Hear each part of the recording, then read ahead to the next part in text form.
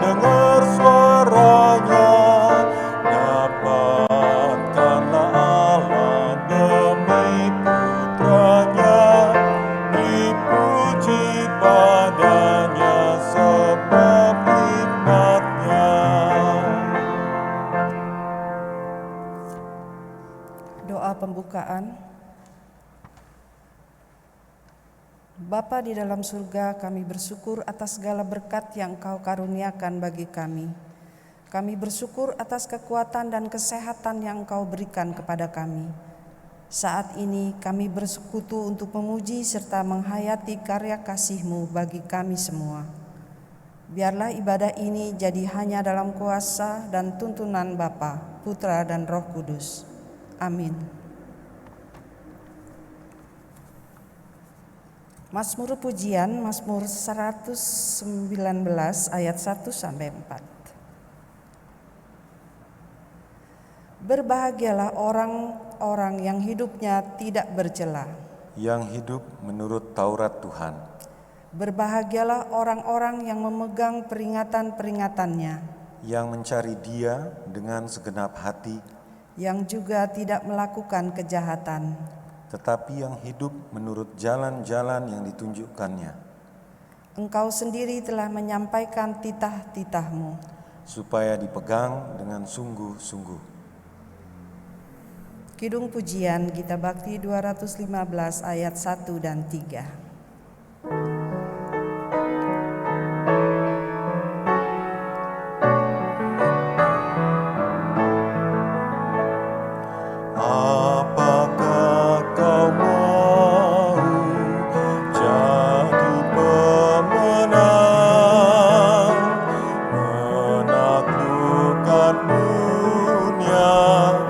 Dan cobaannya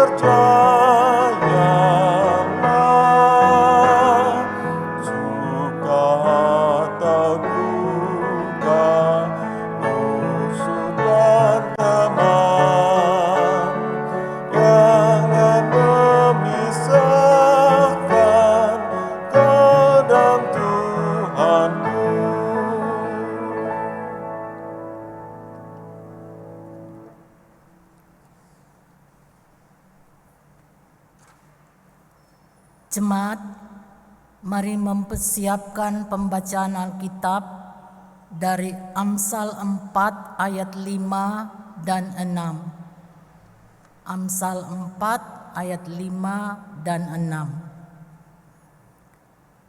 Kalau kita sudah temukan, kita tinggalkan sejenak dan marilah kita berdoa.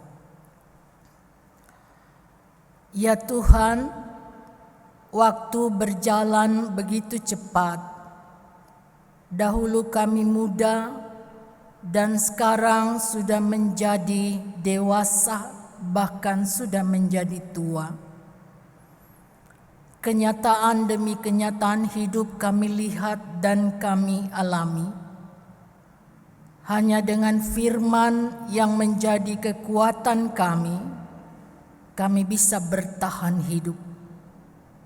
Karena itu saat ini kami rindu untuk mendengarkan firman-Mu. Layakkan kami untuk berada di sekitar firman, kuduskan dan ampunilah kesalahan kami. Ya Roh Kudus, bantulah kami untuk memahami sabda-Mu. Amin. Disilakan jemaat berdiri.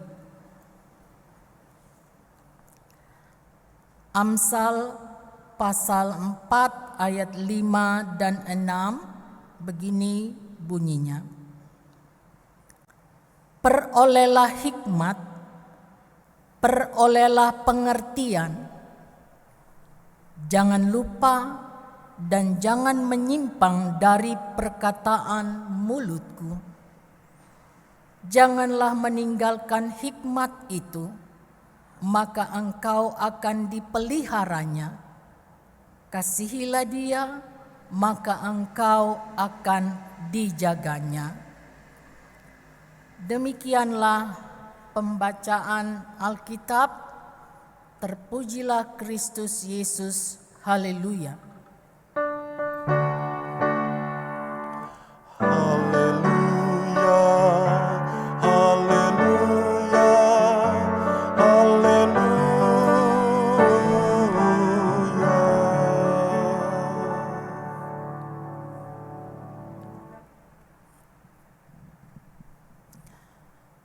Jemaat, apa itu hikmat? Mari kita lihat 1 Raja-Raja 3 ayat 9. Ketika Salomo berdoa, dia berdoa begini. Maka berikanlah kepada hamba-Mu ini hati yang faham menimbang perkara, untuk menghakimi umat-Mu dengan dapat membedakan antara yang baik dan yang jahat. Sebab siapakah yang sanggup menghakimi umat-Mu yang sangat besar ini? Jadi kita bisa lihat dari sini, hikmat adalah kemampuan untuk menimbang perkara di dalam masalah-masalah kehidupan. Dalam hal ini Salomo, dia diperhadapkan pada masalah rakyatnya dan dia harus memutuskan dengan benar. Kemampuan untuk menimbang dan memutuskan sesuatu yang sukar dalam hidup ini supaya menemukan jawaban keputusan yang tepat.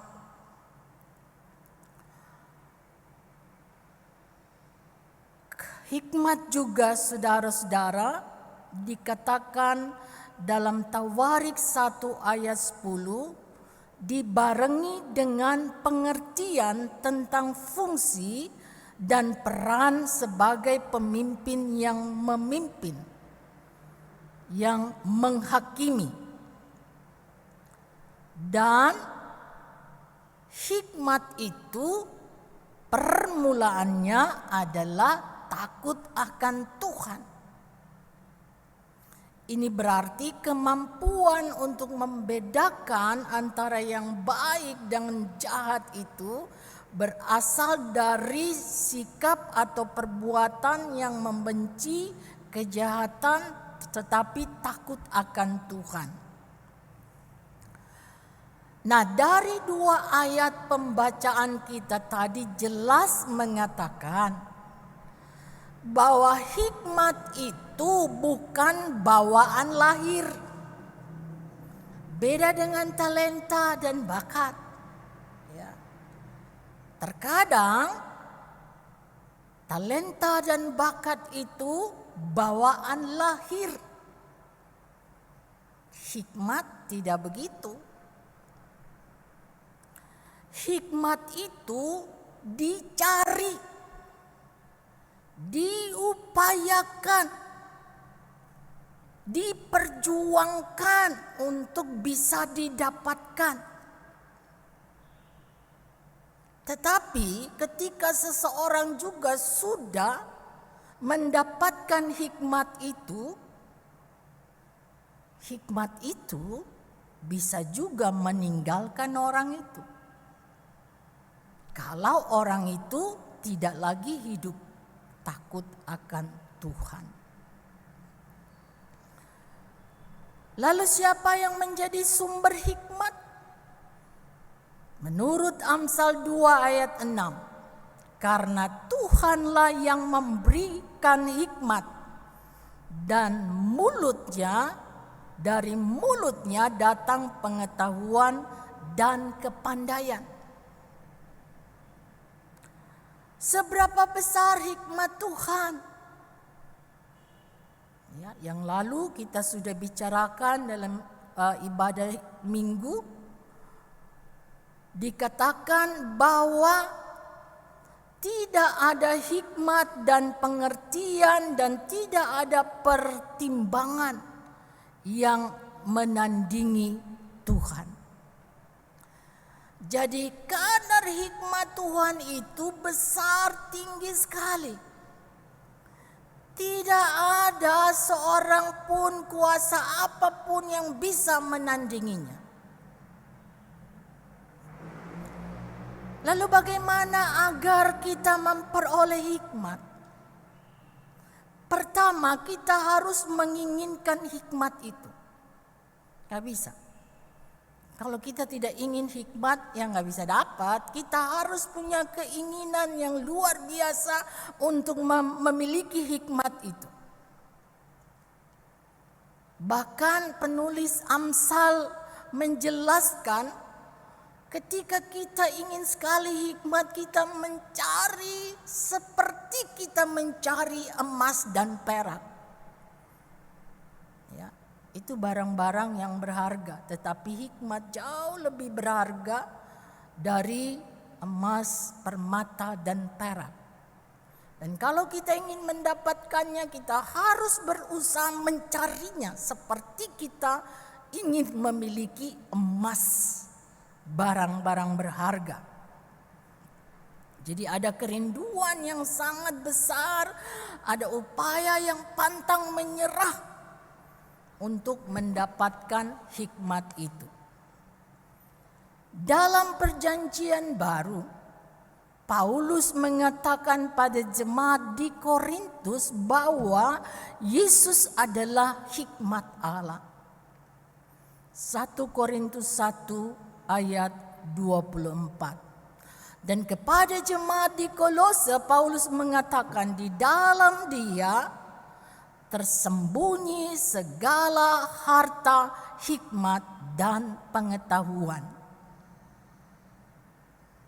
Jadi kalau kita ingin mendapatkan itu, maka kita harus mendekat kepada Yesus sebagai hikmat Allah. Dan bukan hanya mendekat, bukan hanya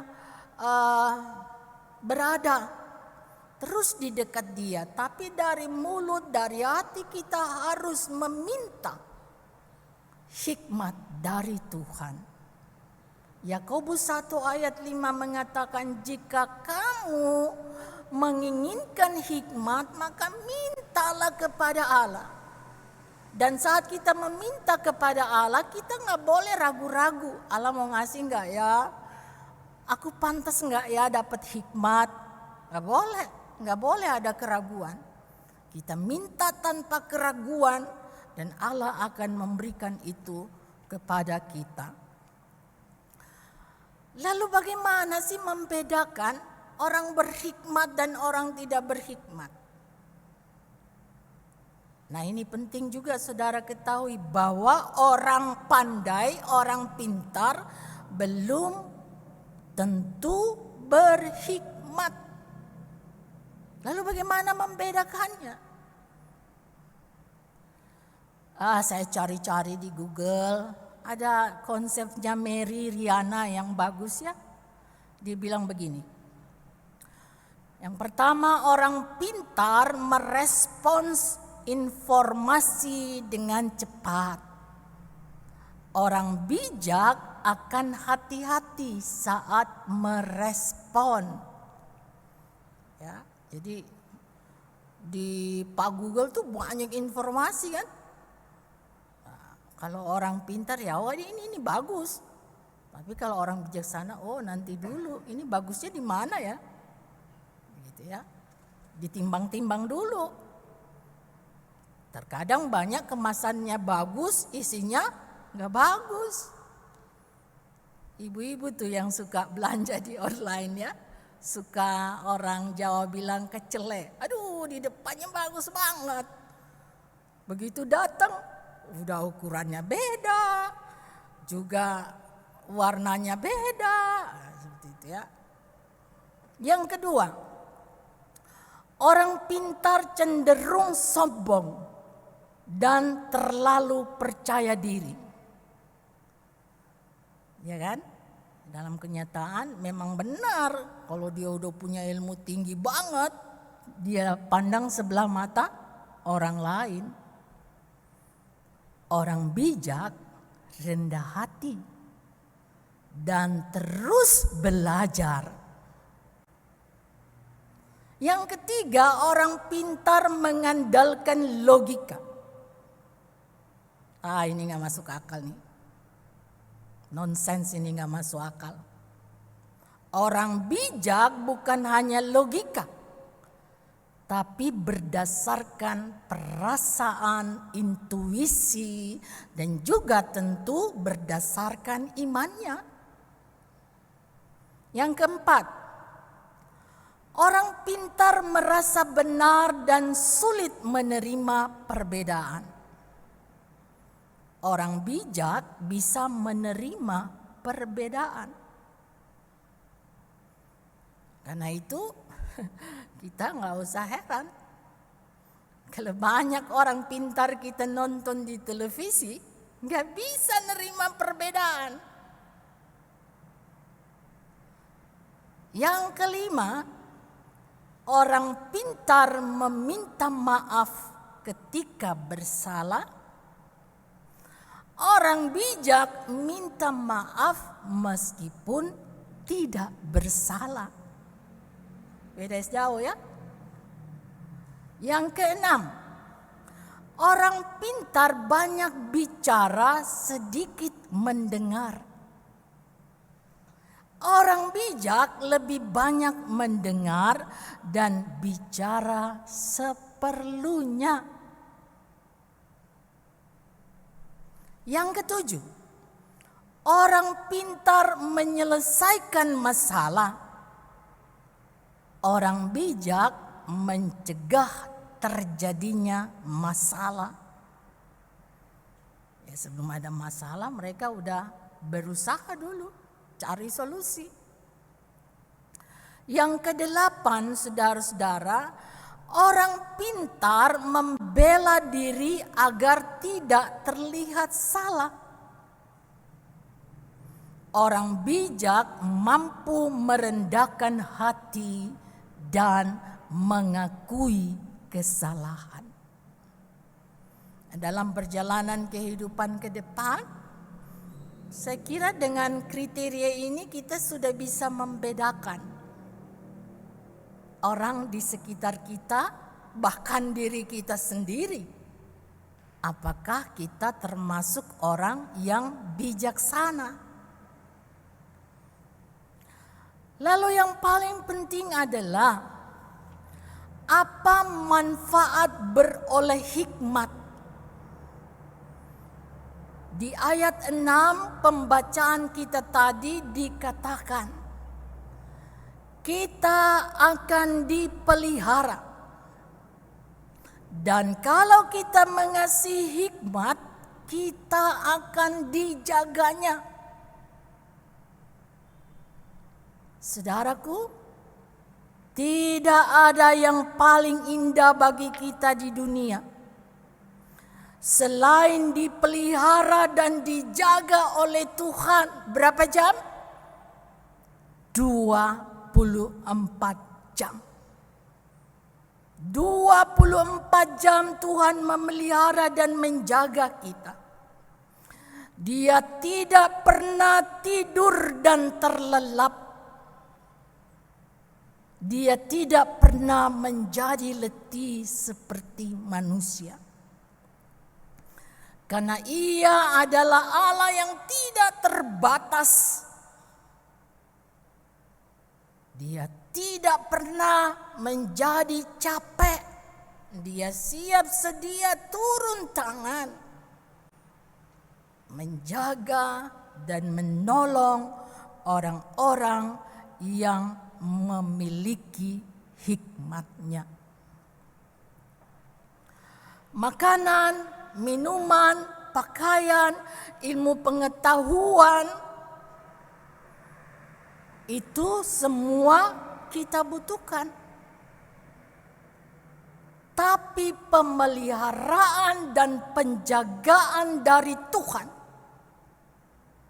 inilah yang sangat kita butuhkan, bukan? Khususnya di masa pandemi ini.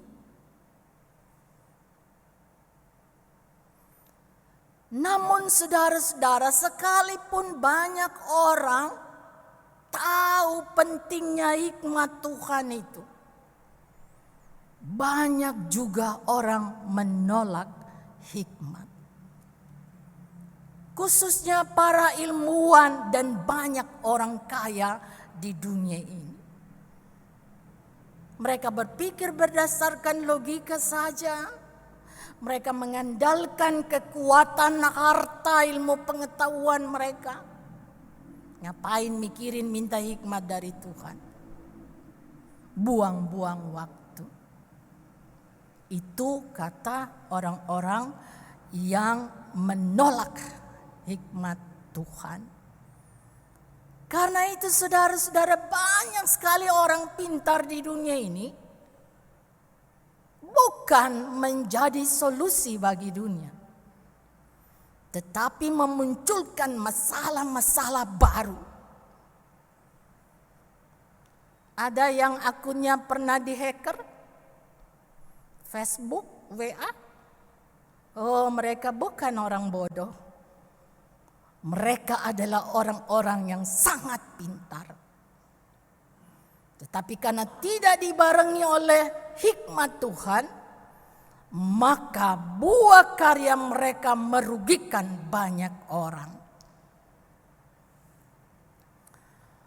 Karena itu saudara-saudara, Isaac Asimov, seorang penulis asal Amerika Serikat dan seorang profesor di bidang biokimia di Universitas Boston, telah menulis maupun menyunting lebih dari 500 buku. Menurut pengamatannya, aspek paling menyedihkan dalam kehidupan di masa kini adalah bahwa sains, pengetahuan, mengumpulkan pengetahuan lebih cepat dari masyarakat memperoleh hikmat. Jadi dia mau bilang begini, ini loh hikmat, ini loh pengetahuan, dia berkembang dengan sangat pesat. Ya, dia berkembang dengan sangat pesat. Sementara hikmat itu slow banget, nggak seimbang dengan perkembangan sains.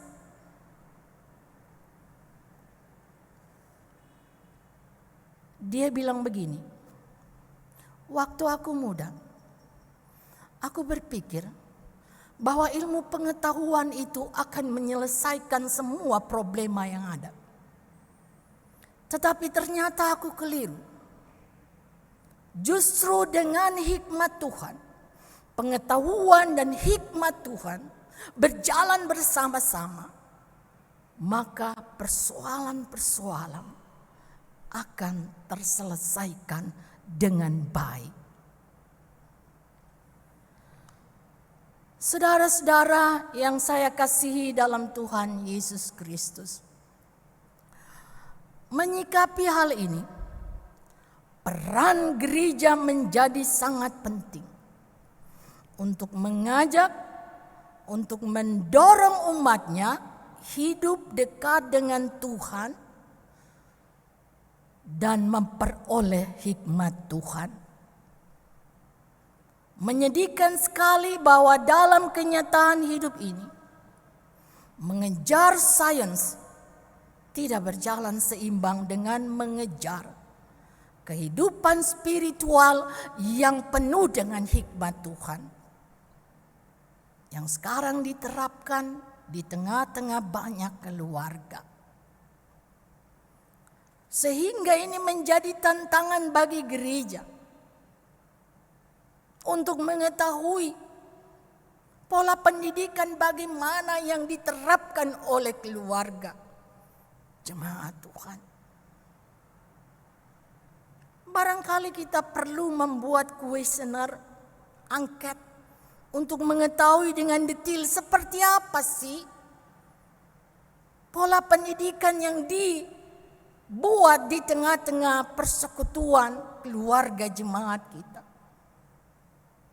Sehingga kita bisa mendapatkan data-data yang konkret. Dari situ kita membuat satu aktivitas yang benar-benar mendorong umat Tuhan untuk menerapkan pola pendidikan yang tepat, sehingga keluarga, anak-anak kita bukan hanya pintar melaju dengan ilmu pengetahuan,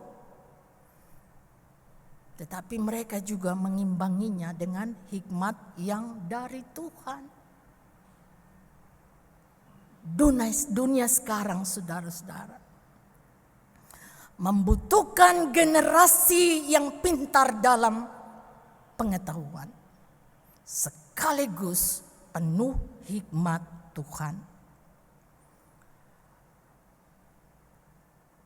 Saudara-saudara, melalui firman Tuhan pada saat ini, mari kita sebagai keluarga mengevaluasi diri tentang pola pendidikan yang kita terapkan di keluarga kita masing-masing. Belajar, sekolah, kuliah harus. Tetapi berdoa, beribadah, minta hikmat Tuhan juga tidak boleh ditinggalkan. Harus selalu dilakukan, harus selalu diminta oleh Tuhan. Sehingga kemana saja suami, istri, anak-anak kita, orang tua kita harus beraktivitas di dalam rumah atau di luar rumah, kita pegang janji Tuhan. Dia akan memelihara dan menjaga keluarga kita. Amin.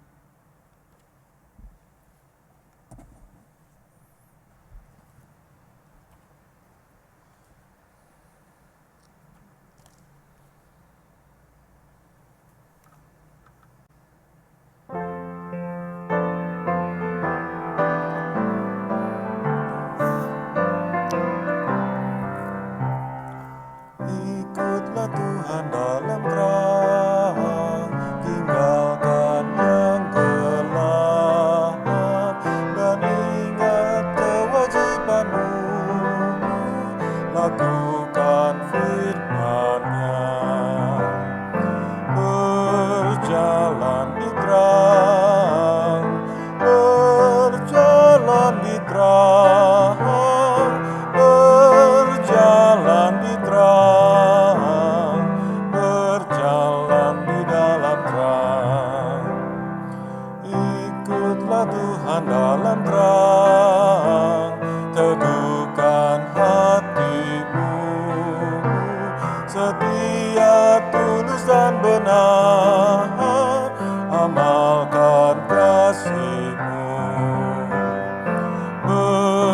berjalan di terang, berjalan di terang, berjalan di terang, berjalan di dalam terang.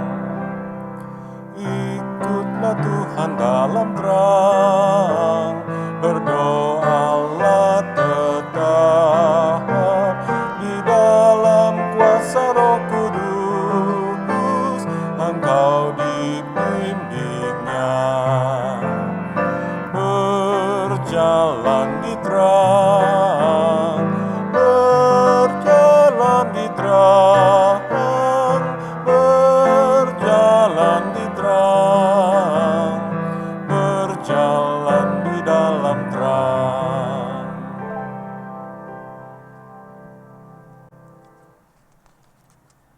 Marilah kita berdoa.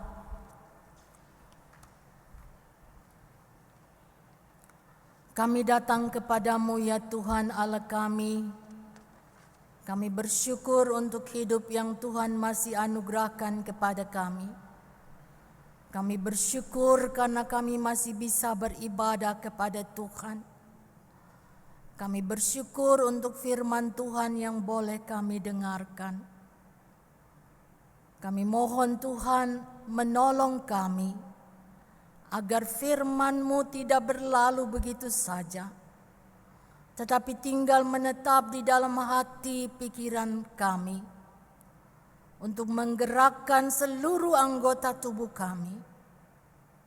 Hidup bukan saja memperhatikan hal-hal yang lahiriah, bukan saja mengejar ilmu yang banyak, tetapi kami juga mengejar hikmat Tuhan dengan meminta dan hidup dekat dengan Tuhan. Terima kasih ya Tuhan Allah kami. Sekarang kami berdoa untuk generasi muda gereja-Mu. Buatlah mereka mulai menyadari bahwa hidup mereka bukan hanya menjadi pintar, tetapi hidup mereka harus dibarengi dengan takut akan Tuhan dan terus-menerus meminta hikmat Tuhan. Tolong kami sebagai orang tua untuk sungguh-sungguh memperhatikan hal ini, agar anak cucu kami kelak memiliki masa depan yang cerah ceria, karena Tuhan menyertai, memelihara, dan menjaga generasi penerus kami. Kami berdoa ya Tuhan Allah kami, untuk saudara-saudara kami yang mengalami kelemahan tubuh, sakit, atau karena usia senja. Dari sektor 1 sampai sektor 8. Jamahan tangan Tuhan menjamah mereka di bagian-bagian tubuh mereka yang sakit untuk mendatangkan pemulihan ilahi dalam perjuangan mereka untuk menepati janji-Mu akan kehidupan yang jauh lebih baik. Kami berdoa untuk pemilihan pengurus Pelkat.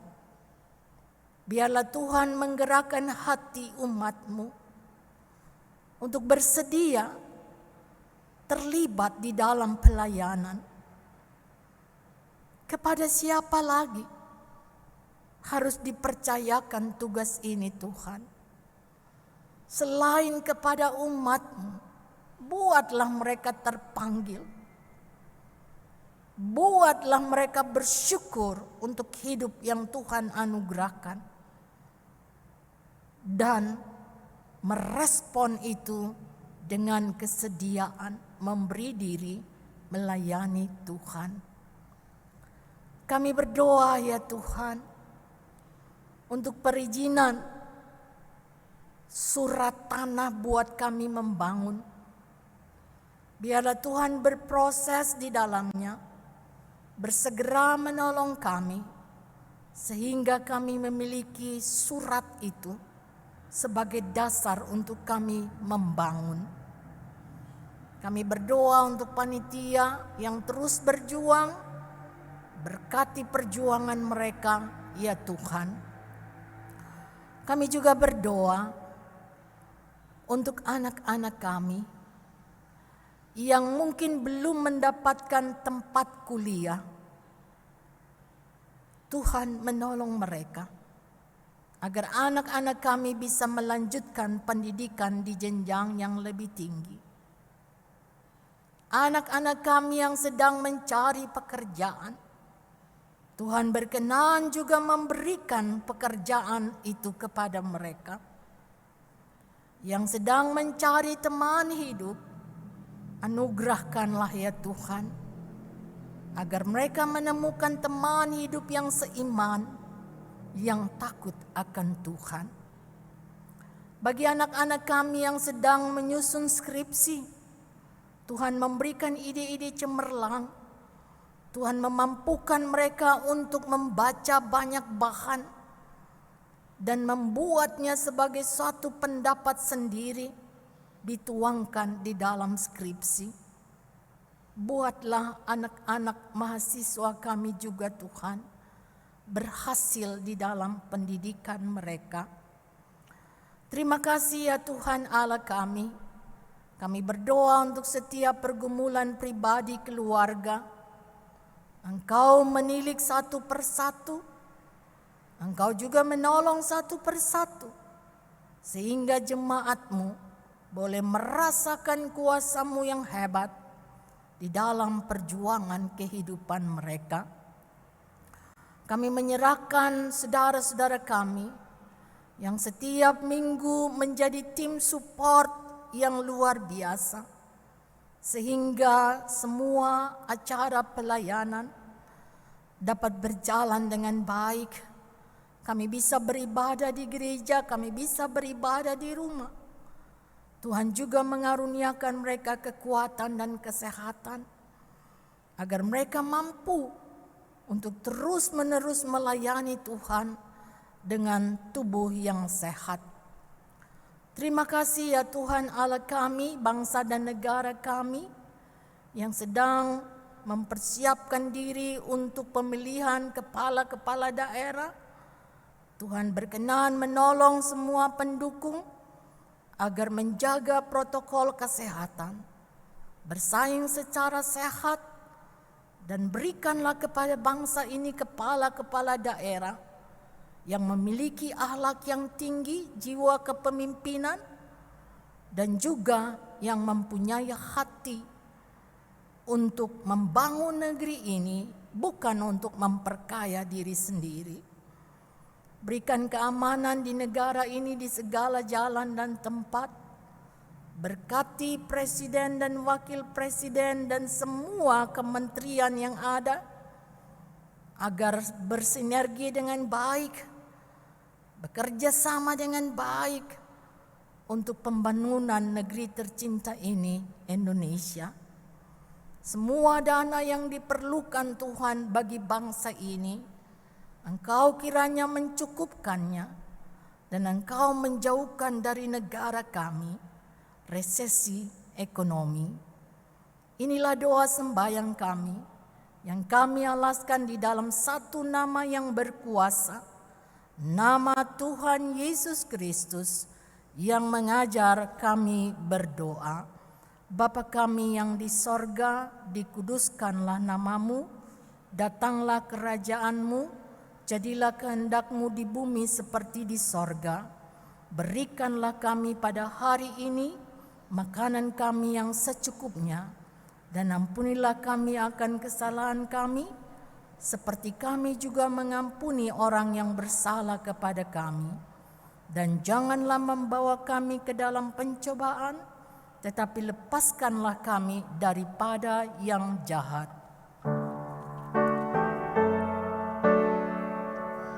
Karena Engkaulah yang mempunyai kerajaan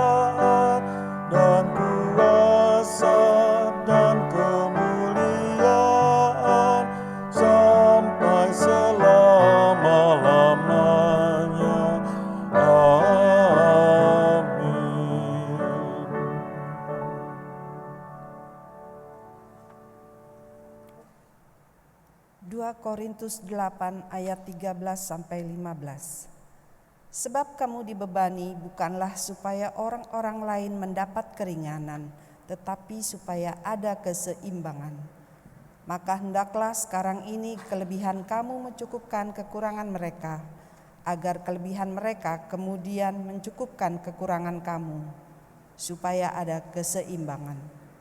Seperti ada tertulis, orang yang mengumpulkan banyak tidak kelebihan, dan orang yang mengumpulkan sedikit tidak kekurangan. Berdasarkan firman Tuhan itu, mari kita memberikan persembahan syukur kepadanya. Kolekte yang terkumpul dapat disetorkan ke Bank Mandiri Giro Jemaat seperti yang tertera pada layar, atau dapat dimasukkan ke dalam amplop dan diserahkan ke kas jemaat jika kondisi sudah memungkinkan, dan dikoordinasikan dengan Korsek. Tuhan memberkati saudara dan persembahan saudara.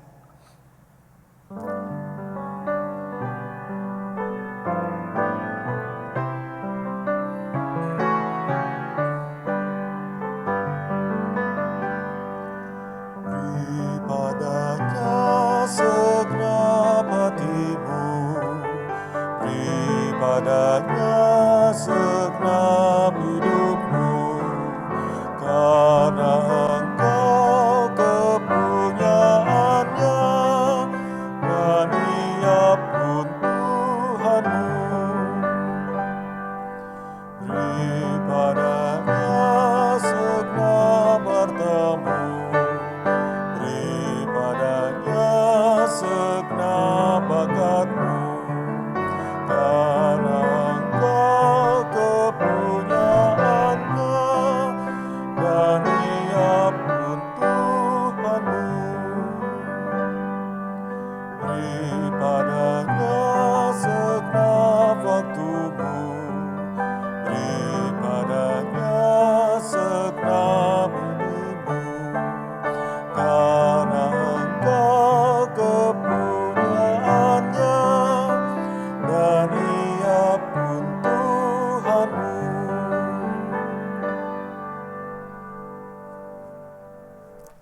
Mari kita mendoakan persembahan syukur ini. Ya Tuhan, kami bersyukur atas berkat yang Engkau berikan kepada kami. Kami telah memberikan persembahan sebagai ungkapan syukur kami. Terimalah persembahan syukur ini dan mampukanlah kami agar kami selalu bersyukur dan menjadi berkat untuk orang-orang di sekeliling kami. Amin. Disilakan jemaat berdiri. 1 Korintus 2 ayat 9 menjadi amanat pengutusan kita. Tetapi seperti ada tertulis, apa yang tidak pernah dilihat oleh mata dan tidak pernah didengar oleh telinga, dan yang tidak pernah timbul di dalam hati manusia, semua yang disediakan Allah untuk mereka yang mengasihi Dia.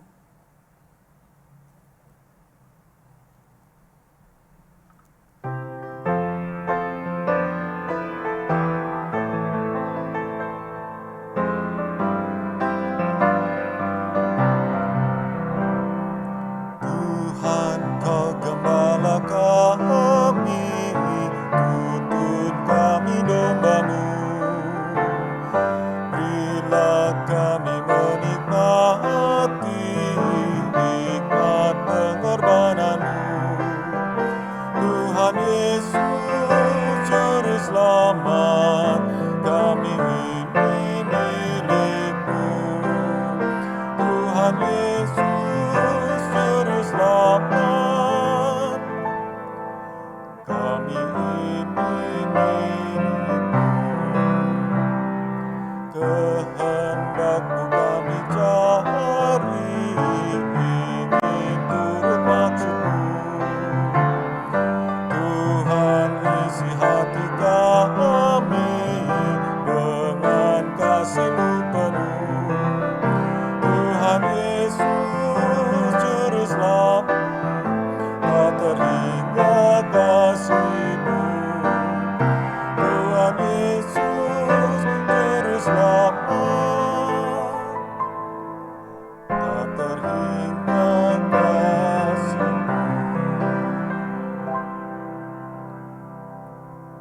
Jemaat, arahkanlah hati dan pikiranmu kepada Tuhan dan terimalah berkat-Nya.